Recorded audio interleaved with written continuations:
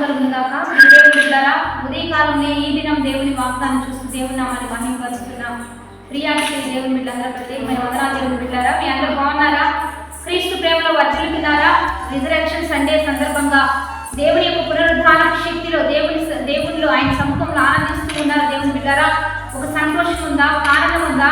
ప్రభువైన యేసుక్రీస్తు మన కొరకు పుట్టడం, మన కొరకు బలి అవ్వడం, మన కొరకు అద్భుతాలు చేయడం, మన కొరకు ప్రార్థనలు గడపడం, మనకు సపోర్టివ్గా తండ్రికి విజ్ఞాపన చేయడం, మన కొరకు ఈ భూమి మీద సిలువ ఎక్కడం, మన కొరకు మళ్ళా మరణించి తిరిగి లేవడం ఎంతో అద్భుతం కదా. ఇంత మంచి దేవుని మనం కలిగి ఉన్నందుకు మనం చాలా ధన్యులు. కాబట్టి ఈ రోజు దేవుడు మనతో ఏం మాట్లాడుకుంటున్నాడు చూద్దామా? పరిశుద్ధ లేఖన గ్రంథం నుంచి మత్తయి శుభవార్త 28వ అధ్యాయం 18వ వచనం చదువుకుందాం. వారు ఆయనను చూచి ఆయన మొక్కిరి గాని కొందరు సందేహించిరి. అయితే యేసు వారి యొద్దకు వచ్చి, పరలోకమందును భూమి మీదను నాకు సర్వ అధికారం ఇయ్యబడి ఉన్నది. ఈరోజు దేవుని బిడ్డలారా, ప్రభువైన యేసుక్రీస్తు చెప్తున్నాడు, పరలోకమందును భూమి మీద నాకు సర్వ అధికారం ఇయ్యబడింది. ఎట్లా ఇవ్వబడింది?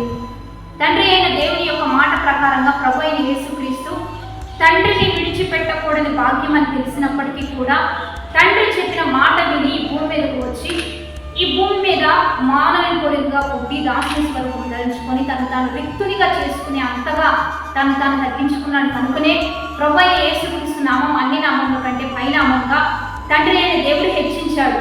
కాబట్టి ఈ భూమి మీద పరమందు సర్వ అధికారం ప్రభువైన యేసుక్రీస్తుకి ఇవ్వబడింది. దేవుని బిడ్డలారా, పరలోకమందున్న వాటిని మీరు అడగండి. ప్రభువైన యేసుక్రీస్తు పేరట తండ్రి అయిన దేవుడు మీకు సహాయం చేస్తాడు. ఈ భూమి మీద ఈవులన్నీ మీకు కావాలా? మీకు ఉద్యోగం, స్థలాలు, పొలాలు, గృహాలు, మీకు కావాల్సిన ఈవులు ఏదైనా యేసుక్రీస్తు నామంలో మీరు అడగండి. తండ్రి అయిన దేవుడు మీకు సహకరిస్తాడు, ఇవ్వగలుగుతాడు. అదే ఇక్కడ ప్రభువైన యేసుక్రీస్తు చెప్తున్నాడు, నాకు అధికారం ఉంది, సర్వ అధికారం ఉంది.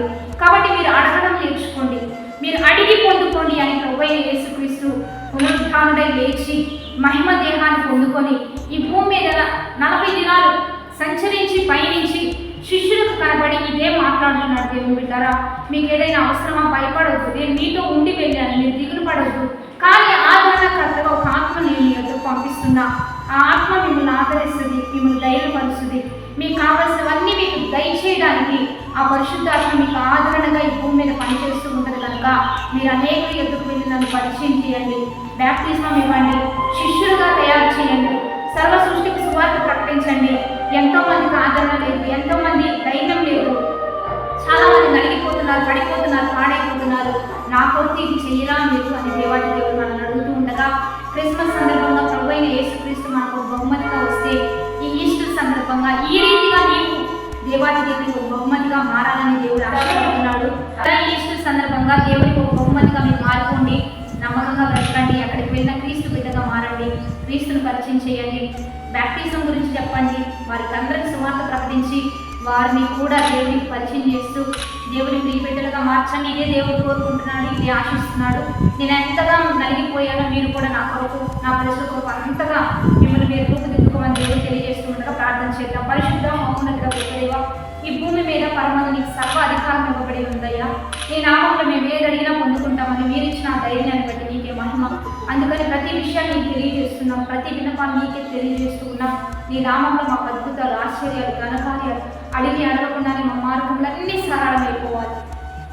అడుగు వాటికంటే, ఊహించి వాటికంటే గొప్ప కార్యాలు జరిగించి నీ బిడ్డమైన మమ్మల్ని దీవించి, హెచ్చించి, కనపరిచి ఈ రామాన్ని మహిమ తెచ్చుకుని వాడేసిన శ్రేష్ఠ వారిని దీవెని శుభమనిస్తూ పునరుద్ధాన శక్తితో, బలముతో వారిని, వారి బిడ్డను దీవించి ఆశీర్వదించమని యేసుక్రీస్తు నామం పేరిట అడిగి వేడుకొని ప్రార్థిస్తూ ఉన్నాము గొప్ప తండ్రి.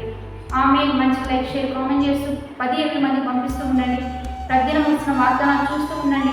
దైవికంగా సిద్ధపడదాం, మనందరం ప్రార్థన పూర్వకంగా నింపబడదాం.